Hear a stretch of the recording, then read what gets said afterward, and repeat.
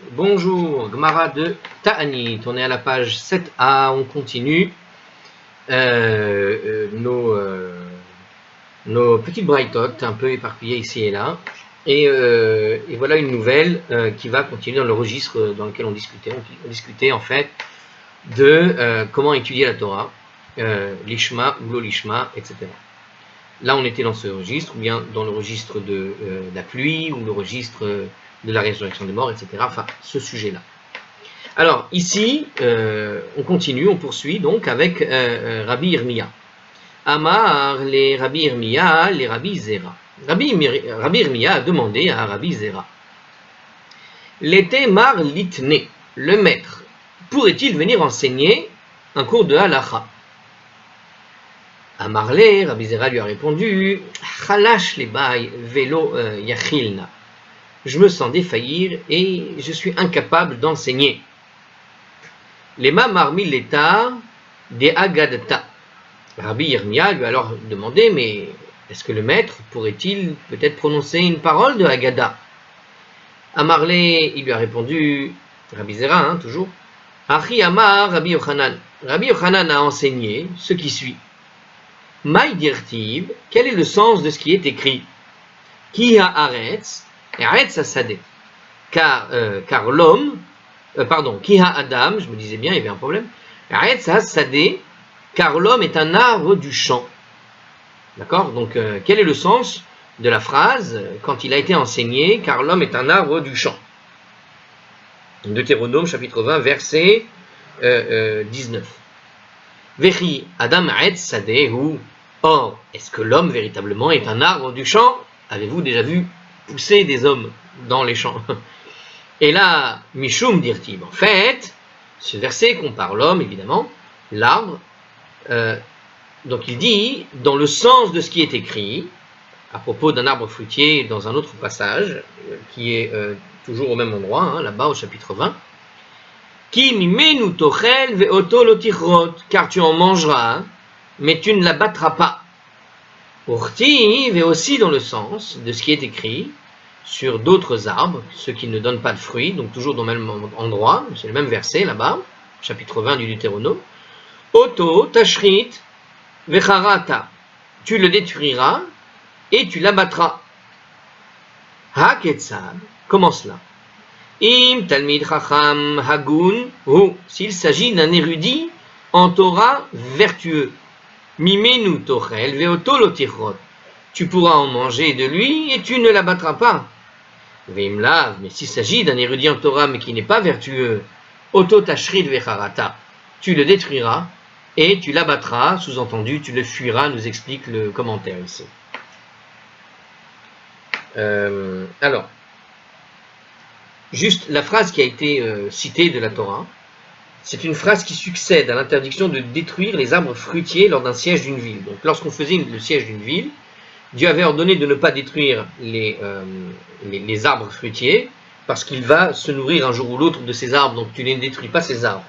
La Torah a sorti cette interdiction d'une remarque, on va dire un peu particulière, qui dit la chose suivante, qui a Adam Eretz Hasadeh, l'arbre du champ, l'arbre des champs, est-il un homme pour que tu ailles l'attaquer, on va dire, comme tu attaques les habitants de la ville. Donc c'est une manière, il a comparé l'homme et l'arbre, pour dire, mais est-ce que tu vas attaquer les arbres comme tu attaques les hommes? Il t'a rien fait, l'arbre. Et donc ça, c'est Rashi qui l'explique. Mais ici, la Gemara donne une interprétation un peu différente, donc exégétique, qui s'appuie sur l'idée que l'homme est comme l'arbre du champ, c'est-à-dire plus métaphorique. Donc, qu'est-ce qu'on vient d'expliquer ici, pour le redire rapidement? Donc, effectivement, donc ce verset nous dit, il dit comme ça dans ce verset, est-ce que l'homme est un arbre des champs? Et il dit plus tard, si c'est un arbre fruitier, tu ne dois pas le toucher. Mais si c'est un arbre qui n'est pas fruitier, tu pourras le couper pour faire un siège avec. C'est-à-dire que tu te sers du bois que tu vas couper de ces arbres pour fabriquer des instruments de siège. Bon, alors, la manière donc métaphorique ici de comprendre le sens de ce qui est écrit, nous dit donc Rabbi Zera, il dit comme ça, alors c'est intéressant d'ailleurs, juste une chose, ici il dit qu'il ne peut pas enseigner, qu'il est fatigué, il ne peut pas enseigner, il a dit que son cœur est faible, mais il donne quand même, il lui demande quand même alors une parole de Haggadah. Donc c'est intéressant parce qu'apparemment la Haggadah a un niveau moins fort que l'idée de l'étude de la Torah elle-même. C'est-à-dire qu'il y a la halacha, il y a la Haggadah. En tout cas, ça donne ici une idée intéressante parce que ça, voilà, on a une sorte de source talmudique de cette différence claire qu'il existe entre enseigner une histoire et enseigner qui va nous apporter des leçons. Hein. L'histoire, la Haggadah, c'est quelque chose qui apporte des leçons. Et l'idée de, qu'on va dire, de la halacha pure, qui apporte des leçons aussi, mais c'est différent parce qu'elle est là pour préciser la loi telle qu'elle doit être appliquée. C'est deux registres totalement différents. Alors ce qui est intéressant aussi, il y a écrit là-bas, à propos d'un arbre fruitier, il dit donc, tu en mangeras, mais tu ne l'abattras pas. Et donc c'est dans le sens de ce qui est écrit. Et à propos de l'arbre qui n'a pas de fruits, tu peux l'abattre, et tu peux le détruire. Donc il te dit que ça parle en fait du sage de Torah vertueux, à savoir que tu peux manger de lui et tu ne l'abattras pas. Mais s'il s'agit d'un étudiant en Torah qui n'est pas vertueux, tu le détruiras, mais tu l'abattras. Bon, il y a une manière d'interpréter ce que dit Rabbi Zera en fait ici, sur son propre problème à lui. Alors, c'est pas écrit ici du tout, hein, mais j'ai envie de dire, j'ai l'impression qu'il est en train de dire, voilà, si tu as un homme vertueux devant toi, tu vois qu'il est fatigué, ne le fatigue pas plus que ça, d'accord? Il est fatigué, il ne peut pas t'enseigner aujourd'hui, il est fatigué. Donc c'est un petit peu l'arbre fruitier, tu vas pouvoir profiter de ses fruits, mais tu ne vas pas l'abattre. C'est-à-dire que, voilà, je te donne une parole de Torah, mais ne m'en demande pas plus. Quelqu'un qui est pas vertueux, tu peux le fatiguer si tu as envie. Il a quelque chose à t'apprendre, mais tu peux le fatiguer, c'est pas grave. Parce que de toute façon, il ne mérite pas ton égard, on va dire. On pourrait interpréter comme ça. J'ai l'impression, parce que j'ai déjà lu, donc on a déjà lu une histoire où on voit qu'il n'avait pas la possibilité de parler, il était fatigué. Quand on lui a posé la question à un rabbin, il lui a répondu un peu dans une métaphore pour dire, voilà, pareil, dans ce sens-là, où c'était toujours dans cet état d'esprit où, voilà, tu interroges celui qui est fatigué, mais c'est pas le moment, quoi. Bon, je te réponds quand même, je t'apprends. Ne fatigue pas les gens qui sont déjà épuisés. Alors, je sais pas si c'est ça qu'il voulait lui apprendre. En tout cas, ici, il nous donne une autre, dans la stricte version de ce qu'on a appris ici. Il te dit, voilà, quelqu'un qui est érudit en Torah, en gros, tu peux prendre de lui à chaque moment, il n'y a pas de problème. Quand il est érudit en Torah, mais qu'il est vertueux. D'accord? Donc tu peux, ça parle de celui donc tu mangeras et tu ne l'abattras pas, c'est celui qui est vertueux. Donc il parle de lui. Hein. Et celui qui n'est pas vertueux, quelque part, tu le détruiras et tu l'abattras. Tu le fuiras. Alors il est interprété par le fuir, mais on pourrait dire tu le fatigues, hein, c'est-à-dire fatigue-le, c'est pas grave. Ouais, moi j'aurais compris comme ça. C'est une manière aussi de dire finalement à Rabbi Zera, si tu penses, à Rabbi Irmia, si tu penses que je suis quelqu'un de vertueux, continue de me pose-moi des questions, prends de moi, mais essaye de prendre en compte que voilà, je t'ai dit que je suis fatigué. Si tu penses que je ne suis pas vertueux, continue de poser des questions jusqu'à ce que j'ai une crise cardiaque tellement je suis fatigué. Peut-être c'est une manière de lui mettre la pression, je ne sais pas. On peut le lire de plusieurs façons. En tout cas, la façon originale, c'est effectivement de dire, voilà, tu le détruiras et tu l'abattras, c'est-à-dire tu le fuiras. Il a traduit comme ça, scroll, tu le fuiras dans un coin, mais je suis pas sûr que ce soit ça parce que tu peux pas détruire une personne que tu ne peux pas, que tu vas fuir. Pour détruire une personne, tu dois l'affronter en quelque sorte. Donc, est-ce que c'est de ça qu'il s'agissait? Je suis pas sûr. En tout cas, la métaphore est ouverte, puisqu'il n'y a pas d'explication plus que celle-ci, tu le fuiras. Ici, la métaphore est ouverte. En tout cas, ce que veut nous dire Rabbi Zera, c'est que la Torah compare l'homme à l'arbre du champ, et tu as deux types d'hommes. Tu as l'homme qui a des arbres à fruits, et puis tu as l'homme qui n'a pas d'arbre à fruits. C'est une des métaphores qu'on retrouve, si vous voulez savoir, dans la métaphore du bouquet de Sukkot. Dans le bouquet de Sukkot, vous avez cette métaphore qui compare le bouquet de Sukkot, les 4 espèces, aux érudits, ou enfin à l'homme, qui va être tantôt érudit et tantôt vertueux, au sens où il va pratiquer les mitzvot. Et vous avez cette idée-là, pour ceux qui connaissent cette métaphore. si vous vous rappelez de cette métaphore, on dit là-bas en fait, on compare le minime, les 4 minimes, donc à l'idée de l'homme dans sa pratique de la Torah et dans sa connaissance de la Torah. Donc il y a l'érudition et la pratique. L'érudition, on va dire, c'est comparé en fait à l'odeur, à l'odorat, parce que les 4 espèces ont la possibilité d'avoir des odeurs, et la pratique, c'est comparé au fruit lui-même. Et l'idée, c'est l'image que tu as d'une personne et son fruit. L'odeur, c'est celui qui va présenter, on va dire, une certaine pratique, mais qui n'a aucune érudition. D'accord? Ou alors c'est l'érudition, imaginons, et le fruit, c'est la pratique. Enfin, vous avez plusieurs interprétations, je suis en train de mélanger les deux métaphores, mais une des métaphores, pour coller au texte qui est ici, c'est l'érudition et le fruit, c'est la pratique. Donc l'érudition, ça va être l'odeur, il a une bonne odeur, on voit quelqu'un qui est érudit, mais est-ce que ça donne des fruits? Il n'y a pas de fruits, il n'y a pas de pratique. Donc l'érudition, c'est la bonne odeur d'une des espèces. Par exemple, la myrte a une bonne odeur, mais ne donne pas de fruits. Donc c'est l'idée de celui qui est érudit en Torah, mais qui n'a pas vraiment de fruits derrière, qui n'a pas de pratique accomplie derrière. Le fruit, c'est la pratique, donc ce sont des gens qui vont faire des mitzvot, mais qui ne savent pas pourquoi ils les font, et dont ils n'ont pas d'érudition.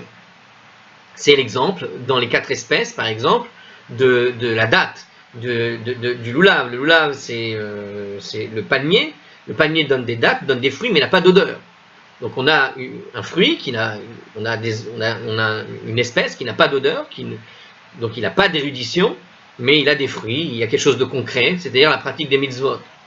Et puis vous avez les deux autres, les deux extrêmes, c'est-à-dire celui qui n'a aucune odeur et aucune pratique, celui qui a l'odeur et la pratique, c'est le hétrog, et celui qui n'a aucune odeur, aucune pratique, c'est le lulav. Donc ça rejoint un peu cette idée-là, ici, dans l'idée, effectivement, de l'arbre des champs. Il redonne en quelque sorte il donne ici, en fait, cette interprétation que l'arbre peut être comparé, effectivement, à l'homme, dans le sens que l'arbre va avoir, s'il a une érudition, c'est-à-dire qu'il a derrière, et qu'il a une pratique, la pratique c'est le fruit. S'il y a un fruit derrière, c'est que tu peux profiter de ces fruits. Et puis s'il a une érudition mais qu'il n'y a pas de pratique, c'est une personne qui n'a pas de fruit. Vous voyez? Donc on revient sur cette notion-là. Pour ceux qui voulaient faire un lien avec ce qu'ils connaissaient, voilà, vous pouvez le rapprocher à cette métaphore sur Sukkot et les 4 espèces. Bon, on continue.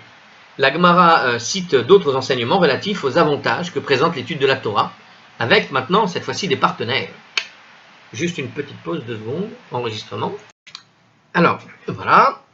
Amar Rabbi Chama, Amar Rabbi Chanina. Rabbi Chama a dit, alors il y a une parenthèse, au nom de Rabbi Chanina, dans le commentaire, ils nous disent qu'une autre version qu'on dit en fait Rabbi Chama be Rabbi Chanina, qui voudrait dire Rabbi Chama, le fils de Rabbi Chanina, donc c'est soit le fils, soit juste en son nom. Alors, Ma dirtiv, quel est le sens de ce qui est écrit? Alors, dans le livre des Proverbes, au chapitre 27, verset 17, il y a écrit là-bas Barzel, be Barzel Yachad. Le fer aiguise le fer. Donc, à partir de là, il te dit quoi? Lomar lecha ma Barzel ze. Echad mechader et traver. Alors, pour t'enseigner quoi? Que de la même manière que c'est cette lame de fer qu'on va utiliser pour aiguiser une lame de fer. Echad mechader et travero. Une lame va aiguiser donc une autre. Af shene talmidei chachamim. Ainsi 2 érudits en Torah. Mechadedin. Ah, c'est mechaded. Je me disais, je ne comprenais pas. D'accord. Alors donc de Echad mechaded et travero. Un aiguise l'autre. Un aiguise son prochain. Bah, de la même manière, 2 étudiants en Torah, 2 talmidei chachamim, les 2 érudits en Torah, eh bien, mechadidin ze et ze, ba'alacha, vont s'aiguiser l'esprit l'un l'autre dans les débats de la matière de la halacha. Alors, un petit commentaire sur ce point. Le rapport de cet enseignement avec celui qui précède demeure obscur en fait. Alors d'abord, est-ce que vous avez bien compris l'idée? Donc le fer aiguise le fer, bah, de la même manière, un érudit en Torah va permettre d'aiguiser un autre érudit en Torah. Ça veut dire en fait, il faut normalement quand on étudie la Torah, avoir quelqu'un à côté de soi, avec qui étudier. Et si on n'est pas d'accord, bah, c'est pas grave, parce que justement, le fait d'avoir un débat pour essayer de déterminer, non pas qui a raison, qui a tort, mais pour voir comment mon prochain va comprendre ce que je raconte, comment moi je vais comprendre ce que raconte mon prochain. Étudier à deux, ça permet de s'aiguiser dans la perception et la compréhension des textes. Voilà, donc ici par exemple, quand vous étudiez avec ArtScroll, vous pourrez dire que certains des commentaires et la manière dont traduit ArtScroll, c'est déjà une sorte de débat, en quelque sorte, parce que tu confrontes ton idée personnelle, d'accord, si tu étudies convenablement quand tu étudies seul, que tu te proposes en quelque sorte tes propres manières de compréhension, ben derrière, quand tu vas vérifier, quand tu vas étudier effectivement ce que va dire ArtScroll, c'est-à-dire des rabbins qui ont écrit cette Torah, ben ça va te permettre de savoir si tu es véritablement sur le bon chemin ou si tu es à côté de la plaque dans ta compréhension.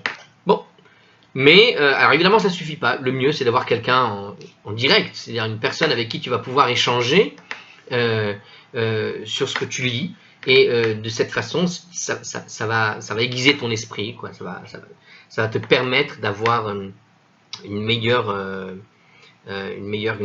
connaissance et puis surtout une meilleure facilité peut-être de comprendre, une direction pour comprendre, une meilleure approche de la Torah. D'accord? Parce que quand tu confrontes tes idées avec quelqu'un d'autre, des fois, ça permet justement soit d'améliorer ta façon d'expliquer tes idées et de défendre ton point de vue, donc tu es plus aiguisé, soit de changer ton point de vue parce qu'une personne va t'expliquer un peu mieux ou va te présenter sous un jour que tu n'avais pas vu ce que voulait dire le texte. Et donc ça va te donner toi-même une meilleure compréhension des choses. Tu pensais comprendre, finalement tu n'as pas compris, et grâce à celui qui est avec toi, qui étudie, tu comprends mieux. Hein, les cours qui sont là en vidéo ici sur internet, bon, le but c'est aussi un petit peu ça, je vous propose mon point de vue, comme ça vous donne un petit son de cloche sur ce que vous entendez ici ou là, un autre son en tout cas, et vous faites le tri et vous améliorez votre compréhension de la Torah comme ça. Moi de même, bon, par contre faut quelqu'un. Alors, dans le même registre, alors oui, alors le commentaire quand même, alors qu'est-ce qu'il nous dit ici? Le rapport de cet enseignement avec celui qui précède demeure obscur. Alors on venait d'enseigner deux choses. Les deux sujets qui ont été abordés précédemment, le premier sujet, c'était sur l'idée d'étudier la Torah l'ishma ou l'olishma, et en fonction de que tu étudies l'ishma ou l'olishma, si tu étudies l'ishma, c'était un élixir de vie, si tu étudies l'olishma, ça devenait un poison mortel. Et puis le deuxième sujet qu'on avait abordé, celui qu'on a abordé tout à l'heure, c'est l'idée que l'arbre des champs peut être comparé effectivement donc à l'homme, au sens où l'arbre fruitier, c'est celui qui a une érudition mais qui a aussi une pratique de Torah, et celui qui est un arbre sans fruits, c'est celui qui a une érudition mais qui n'a pas de pratique de Torah. D'accord? Et on avait vu que le texte de la Torah, dans cette lecture, nous disait donc que celui qui est comme l'arbre à fruits, eh bien, il ne faut pas le détruire. On peut en manger, on peut manger de ses fruits, mais il ne faut pas le détruire, il ne faut pas l'abattre. Alors que celui qui n'a pas de fruits, on peut le détruire celui-là, et on peut l'abattre au sens où on peut fuir les paroles de celui-ci. Bon, alors ici, il ne voit pas dans le commentaire, il nous dit qu'il n'y a pas de rapport. Bon, on peut voir un rapport immédiat dans ce que je viens de réexpliquer ici, à savoir que le faire aiguise le faire, on pourrait dire, l'érudit en Torah doit être au minimum de même niveau.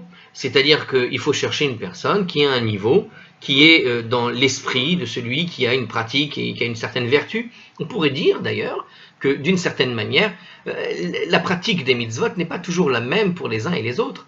Et quelque part, quand tu te compares toi à une autre personne, tu peux te voir comme peut-être plus vertueux, ta vision des choses, tu as l'impression que tu es plus vertueux ou moins vertueux que celui avec qui tu vas étudier. Et donc d'une certaine manière, on pourrait dire qu'ici, peut-être chacun est un arbre fruitier, mais la perception de l'autre, ne le connaissant pas bien, on a peut-être l'impression qu'on a affaire à un arbre qui n'a pas de fruits. Et au fond, c'est ça qu'il s'agit. C'est-à-dire que le faire aiguise le faire, au sens où si tu veux avancer en Torah, il faut que tu te mettes avec une personne qui a on va dire, ton degré de vertu, en quelque sorte. C'est-à-dire que ce degré de vertu, c'est-à-dire que si tu veux améliorer, être aiguisé en Torah, il faut que tu t'accommodes d'une personne qui a une certaine vertu équivalente à la tienne, au sens où la perception que tu as de l'autre fait que tu peux apprendre de lui et qu'il peut apprendre de toi, et de cette manière vous pouvez avancer. Parce que si la perception que tu as de l'autre c'est une personne qui est vide, qui est peut-être érudit mais qui n'a pas de fruit, eh bien comme il est dit justement dans la Torah, tu vas le détruire, tu vas l'abattre. Alors peut-être que les gens qui sont érudits mais qui n'ont pas de fruits, vaut mieux qu'ils restent entre eux, qu'ils étudient pour avancer en Torah, c'est-à-dire que chacun avec son niveau qui va lui permettre effectivement d'avancer, et non pas de se mettre avec une personne qui serait qui va lui poser plutôt plus des bâtons dans les roues qu'autre chose. Comme avait dit le commentaire à propos de celui du poison. Alors ici c'est l'autre explication, la deuxième explication. Alors ça c'est une première explication, je vous donne un personnel. L'explication que va dire justement ArtScroll est différente ici. Il nous dit, on avait dit un peu plus haut justement que celui qui n'étudie pas la Torah pour lui-même, l'olishma, d'accord, quand il est l'olishma, l'étude de la Torah devient comme un poison mortel. Et Tosfot avait attribué cette chose-là à celui qui étudie la Torah à la seule fin de débattre. Donc celui qui veut débattre pour débattre, c'est-à-dire c'est quelqu'un qui va chercher exclusivement à débattre, mais dans le but d'exister. Il n'est pas là pour débattre de la loi et pour essayer de savoir si la loi est meilleure ou pas meilleure. Il est là pour voir si celui qui débat est une personne capable de répondre à ces questions. Et au fond, les raisons pour lesquelles il pose les questions ne sont pas très très belles. Elles sont là uniquement pour, comment dirais-je, créer de la marloquette, de la discussion pour discuter. C'est-à-dire que le but n'est pas d'avancer dans la connaissance de Torah, mais le but est simplement de créer j'ai envie de dire une forme de division. C'est-à-dire que je veux vérifier si l'autre va tenir quand je vais l'embêter. Et au fond, celui qui veut débattre dans cet état d'esprit-là, il est dans cet état d'esprit où il ne recherche pas en réalité à connaître la Torah, il recherche juste à exister en tant que tel. Voilà, je parle de Torah donc j'existe. Bon, j'existe, donc je débat. Je vais poser des questions dans le but uniquement d'éveiller une discussion et que les gens sachent que les gens sachent que je viens de poser la question. C'est juste, je pose la question pour poser la question et je ne recherche pas en réalité à connaître la Torah. Ce que je recherche, c'est uniquement une espèce d'intérêt un peu bizarre, personnel, qui consistera uniquement à provoquer l'autre. Bon. Ce genre de choses-là, justement, qu'est-ce qu'il nous dit ici? Donc celui qui étudie la Torah à cette seule fin, c'est le poison mortel, cette idée-là, l'olishma, eh bien, de peur que ceci n'incite l'érudit à s'abstenir de contester les opinions d'autrui. Alors, justement, comme on a enseigné cette idée-là, que quelque part dans un débat peut être complètement stérile si on se retrouve devant ce genre de bonhommes qui ne sont là que pour poser des questions sans aucun but réel. Eh bien, justement, il nous dit ici, au contraire, contrairement à l'idée du faire qui va le faire, comme je l'ai expliqué moi, à savoir prendre quelqu'un qui te ressemble, va prendre quelqu'un qui ne te ressemble pas. C'est-à-dire, la Gemara nous enseigne que de tels débats font en réalité partie intégrante du processus d'étude. C'est-à-dire qu'ici, on te dit, non, 2 érudits en Torah, pas 2 personnes qui pratiquent la Torah. Il a été dit ici, dans le texte de la Gemara, on parle de 2 personnes érudites en Torah. On ne veut pas savoir ce qu'ils pratiquent. Ça ne m'intéresse pas s'ils ont des fruits ou pas des fruits. Mais si tu es érudit en Torah, tu connais quelque chose en Torah, eh bien, mon cher ami, viens discuter avec moi, va discuter avec le rabbin, va lui poser des questions. Tu penses que tu vas le coincer? Peut-être, tu as raison, tu vas le coincer, tu vas l'embêter, tu vas lui casser les pieds. Mais justement, la lame, le fer aiguise le fer. Tu as cette tendance à vouloir prouver combien le rabbin a tort. Eh bien, ça tombe bien, lui, il a besoin de toi pour pouvoir améliorer son discours, pour améliorer sa connaissance, pour améliorer pour aiguiser ses sens dans la capacité à te répondre et à répondre après à tous les idiots qui viendront après toi. Eh bien, justement, c'est ça le but. Eh bien, la Torah, ici, quelque part, la Gemara, vient nous enseigner ça, justement, comme une sorte de bémol sur ce qui a été dit avant. Attention, ne va pas fuir tout de suite celui qui n'a pas de fruit. Ne va pas fuir celui qui étudie l'olishma et qui est pour lui, d'une certaine manière, un poison mortel. Non, va étudier avec eux quand même, parce que toi, ça va t'aiguiser dans la halakha, ça va t'apprendre, ça va te permettre d'être encore plus précis, d'être un peu plus attentif, et donc d'être encore plus fort dans le domaine de la loi. Et c'est ce que vient nous enseigner le ArtScroll. Vous voyez, comme quoi ArtScroll, on a besoin aussi d'ArtScroll comme une sorte de, voilà, de partenaire pour l'étude qui nous permet effectivement d'avoir une autre idée que celle qu'on a de prime abord et qui pourrait s'avérer fausse. Mais c'est pas forcément faux. Voilà, ça donne en tout cas, ça vous donne une certaine, voilà. Alors c'est le Maharsha, hein, en réalité, c'est ArtScroll qui cite le Maharsha, et donc il dit qu'ici, en réalité, il faut aiguiser l'esprit des érudits. Eh bien, tu laisses venir des gens qui n'ont pas nécessairement, qui sont érudits, mais qui n'ont pas nécessairement un bon esprit. Ben, c'est pas grave. Avec eux, tu vas parler, tu vas discuter. Après, on ne parle pas du rachat qui est là pour plus que parler avec toi et pour te frapper derrière, mais on parle de celui qui vient quand même des fois pour t'embêter et titiller tes connaissances. Et bien qu'il titille, ça va nous permettre d'être encore meilleurs. Alors, petit enregistrement parce que j'ai déjà bugué 2 fois là. Alors on continue, nous dit la Gemara ici sur le même registre, hein, M. ArtScroll nous renseigne sur ça. Pardon. Alors, Amar Rabba Bar Chana. Alors, Rabba Bar Chana a dit, eh ben dis donc, comme quoi quand on disait à propos de Gainsbourg à Gainsbar, c'était peut-être pas si faux. Bar ne signifie pas nécessairement le bar à alcool, mais aussi Bar Chana, c'est un nom du Talmud. Alors, Lama Nimshelu Divre Torah Kaesh. Pourquoi on a fait une parabole à propos de la Torah qu'elle est comparée donc au feu. Chez Emar, comme il est dit. Alors, comme il est dit dans Jérémie chapitre 23, le verset 29, là-bas. Alors, Halocho devari kaesh neum adoshem. Ma parole n'est-elle pas comme le feu, déclare Hachem. Lomar lecha, pour t'enseigner. Ma esh enodolek yechidi, de la même manière que le feu ne prend pas à partir d'un seul morceau de bois, par exemple. Af divrei Torah, en mikayimin beyechidi. Ainsi, les mots de Torah ne restent pas chez celui qui étudie dans la solitude, chers amis. J'espère que vous me percevez comme quelqu'un qui participe à votre étude plutôt que quelqu'un qui étudie seul. Le but, c'est un petit peu ça, d'accord? Parce que étudier seul pour tout seul, ça ne marche pas. Regardez ce que nous dit ici le parole de Jérémie. Donc, je répète ces paroles, c'est terrible. Il dit comme ça, c'est pour t'enseigner, de même que le feu ne prend pas à partir d'un seul morceau de bois, eh bien, les mots de Torah ne restent pas chez celui qui étudie dans la solitude. Donc, quand tu n'as pas quelqu'un avec qui discuter, pour pouvoir discuter des mots de la Torah, si tu n'as pas quelqu'un avec qui débattre de ces mots, eh bien, tu oublies. Je vous ai déjà déclaré plusieurs fois dans certaines vidéos que ce que j'enseigne, effectivement, j'ai tendance à oublier vite. Et bien, c'est la raison, voilà. Parce que je ne suis pas en train d'étudier avec quelqu'un, en train d'en discuter, je suis en train de discuter avec un ordinateur, et donc quelque part, ça peut se comparer à la solitude. Bon, je discute avec ArtScroll, mais ArtScroll ne me répondant pas, c'est difficile de maintenir un argument de manière solide, et donc justement, dans la solitude, on a tendance à oublier.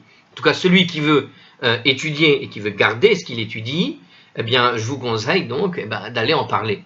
Donc, c'est ce que je fais de temps en temps, j'en discute, et je vais aller poser certains des aspects les plus sympas que j'ai trouvés, en tout cas ceux qui m'ont titillé, et je vais les confronter avec ici et là ceux que je connais, et en les titillant eux-mêmes, ils me titillent en retour, et ça permet de développer le débat sur ce qui a été étudié, et donc de retenir des notions qui m'ont particulièrement marqué.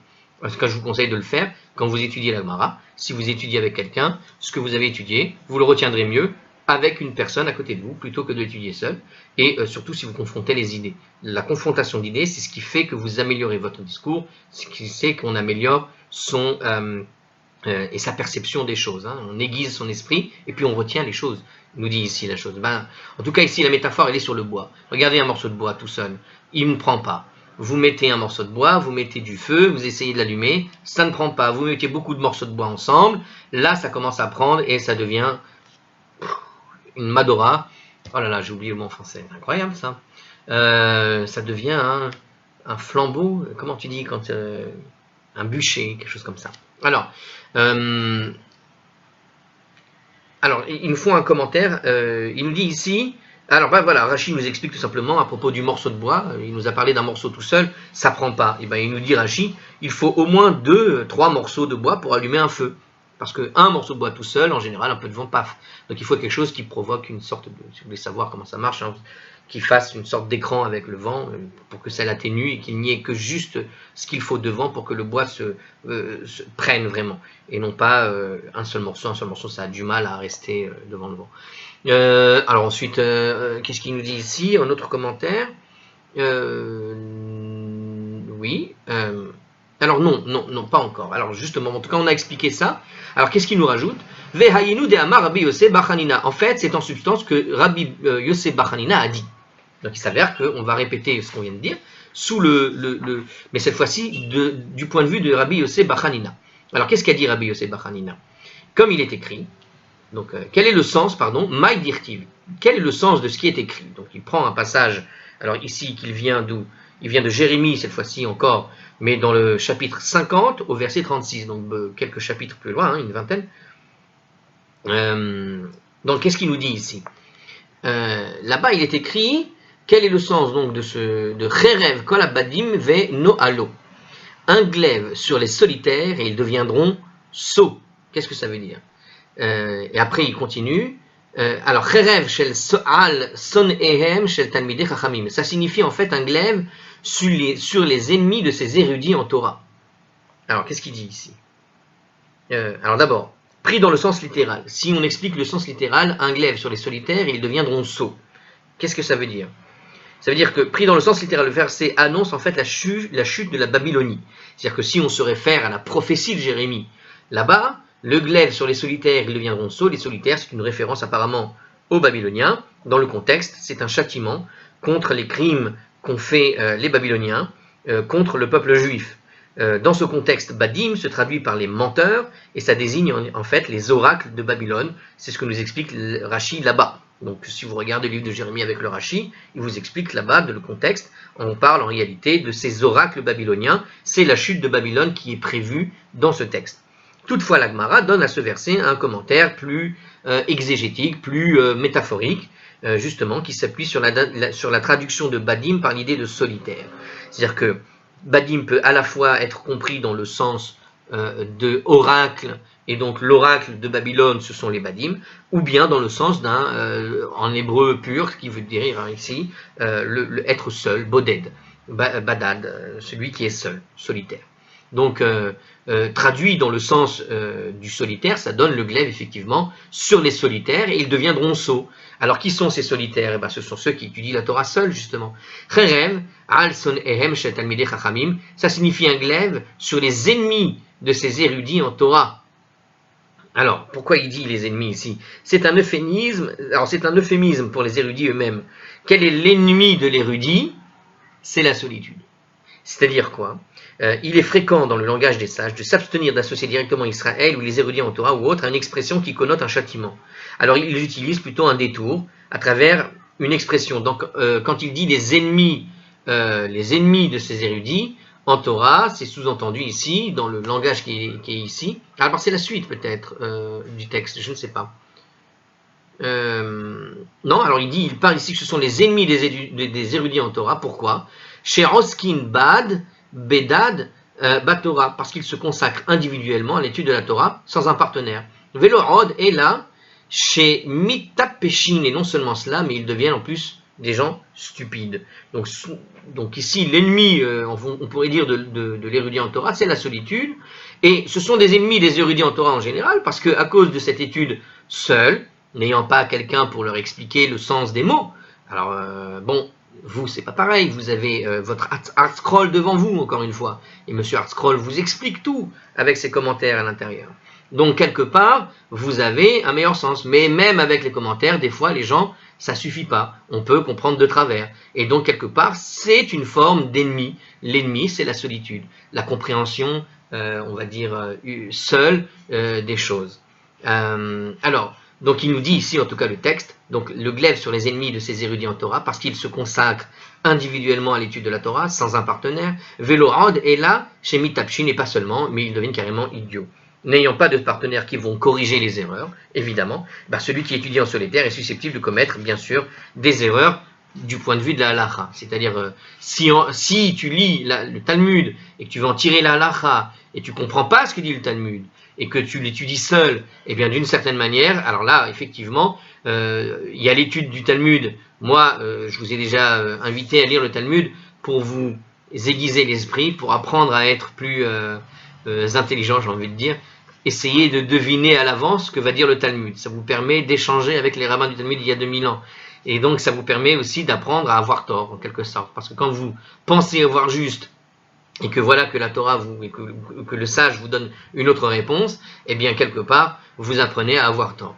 Mais les gens qui étudient seuls, malheureusement, le risque de ça, c'est que des fois, tu vas, comment dirais-je, et c'est là où on devient stupide, tu vas persévérer dans ton idiotie, dans ton erreur. Et là où tu deviens idiot, c'est pas que tu deviens bête parce que tu n'as pas compris, tu deviens bête parce que tu ne seras plus capable de corriger tes propres erreurs. Et c'est le danger d'étudier seul. Des fois, quand on étudie seul et qu'après on va discuter avec des gens qui sont plus érudits et qui vont t'expliquer les choses, eh bien tu vas pas être d'accord. De principe. Pourquoi tu vas pas être d'accord? Et voilà, il est là, il t'explique la réalité du truc. Alors des fois, tu tombes sur des personnes qui t'expliquent mal. Mais même une personne qui va t'expliquer bien comme il faut, carré. Et tu vas dire, je ne suis pas d'accord parce que j'ai compris à ma façon. Ah, tu as compris à ta façon. Et c'est là où tu deviens idiot, et c'est là où tu vas commettre des erreurs au niveau de la halakha, parce qu'en comprenant à ta façon, tu risques d'arriver à un stade où tu vas comprendre la loi à ta façon aussi. Rappelez-vous, par exemple, le traité de Rosh Hashanah, là-bas, ils expliquent au niveau du shofar qu'il faut le sonner à partir de l'explication d'un mot. Il y a un mot qui s'appelle Yevava là-bas, puisque c'est une discussion que j'ai vue récemment. Il s'avère que le mot Yevava, est un mot araméen qui est cité dans la Gemara, enfin qui est cité dans la Bible, d'accord, comme une traduction de Teroua. Parce que c'est Teroua, ça devient Yevava. Alors imaginez, maintenant Yevava veut dire sonnerie en quelque sorte. Mais Yevava, dans un autre contexte, quand il est utilisé en tant qu'un mot araméen dans un texte en hébreu, il veut dire en réalité complainte. Et à partir de ce mot complainte, de cette idée, on peut traduire soit par l'idée du gémissement, la complainte, celui qui se plaint parce qu'il est en train de sangloter, ou qu'il pleure sous la forme d'un gémissement, celui qui se complaint, aïe, aïe, aïe, parce qu'il fait aïe, aïe, aïe, on va sonner le shevarim, tu, tu. Ou peut-être qu'il va sonner en sanglot, il pleure comme ça. Donc quand ça ressemble à un sanglot, on va sonner sous la forme d'une complainte, dans la forme d'un sanglot. Ta, ta, ta, ta, ta, ta, ta, ta, ta, ta. Bon. Maintenant, imaginez quelqu'un, il n'est pas d'accord avec ça, et il explique Yevava d'une autre façon. Bah, c'est une complainte. Il suffit de sonner le shofar de la manière, d'une forme où tu vas te plaindre. D'accord? Alors, un seul son suffira. Et du coup, il va ne faire ni tashrat, ni tashat, ni tara. Il va, pour ceux qui comprennent de quoi je parle, d'accord, on ne va pas expliquer ici tout, mais l'idée c'est qu'au lieu de sonner comme il convient dans tous les livres de la prière, comme c'est demandé, il va le sonner à sa façon parce qu'il a compris uniquement l'idée de complainte. Alors, il va sonner en jouant un air de complainte. C'est l'air des enterrements des militaires quand quelque chose ne va pas ou je ne sais quoi. Chacun interprète à sa sauce, ça donne n'importe quoi. Donc c'est l'idée où on devient véritablement sot. Étudier seul, c'est une porte ouverte à l'imbécilité. Voilà, on est susceptible de commettre tout simplement des erreurs et après avec des conséquences tragiques au niveau de la halakha parce que tu crois avoir fait ce qu'il faut et finalement tu fais n'importe quoi dans ta prière, dans ta pratique de la Torah et du judaïsme. Donc attention à l'étude seule. Je vous invite à bien comprendre cela. Velorod et la shechotin. Alors vous savez quoi? Partagez les vidéos et surtout n'oubliez pas d'en discuter entre vous. Voilà. Comme ça vous permettra de ne pas être sot. Et n'oubliez pas de prendre le Talmud et de poser la question au rabbin quand vous n'êtes pas d'accord sur quelque chose. Allez vérifier, je vous en invite volontiers. Velorod, mais pas seulement. Et la shechotin, et non seulement cela, alors si on continue la suite de notre texte, donc il nous a dit non seulement ils vont devenir idiots, mais en plus de cela, mais encore ils pêchent, ils vont faire des erreurs, ils vont faire des avérotes. Alors, il nous explique ici pourquoi il dit ça, pour la raison invoquée dans la note précédente, d'accord, c'est ce qu'on vient d'expliquer. Il aboutira à des décisions incorrectes au niveau de la halakha, parce que n'ayant pas les outils qu'il faut pour faire des synthèses et je ne sais quoi, et plus que ça, parce qu'il comprend à sa sauce, il ne se sert pas de la connaissance qui a été transmise et qui a été reçue par ceux qui sont qualifiés, les rabbins en l'occurrence, et bien du coup ils vont faire des fautes et des erreurs. C'est l'exemple que je viens de donner pour le shofar. Veno alou, alors ketiv hacha veno alou, parce qu'il est écrit ici, donc là-bas il est écrit dans notre passage, concernant ceux qui étudient en solitaire, et ils deviendront sots. No alou, il y a écrit là-bas, no alou, ils deviendront sots.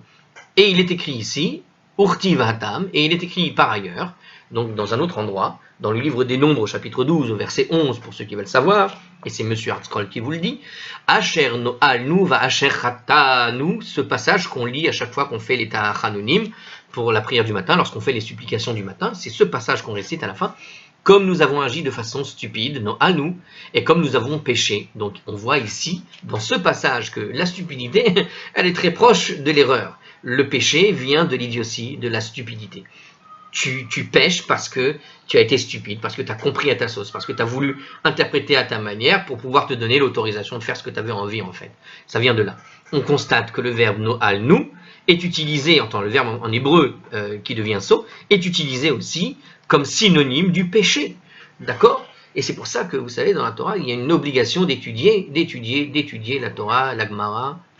C'est très important pour ne pas devenir ainsi idiot. On peut quand même imaginer que celui peut-être qui étudie seul peut devenir idiot et pécher, mais on peut imaginer que celui qui n'étudie pas du tout, lui, ça peut être dangereux aussi.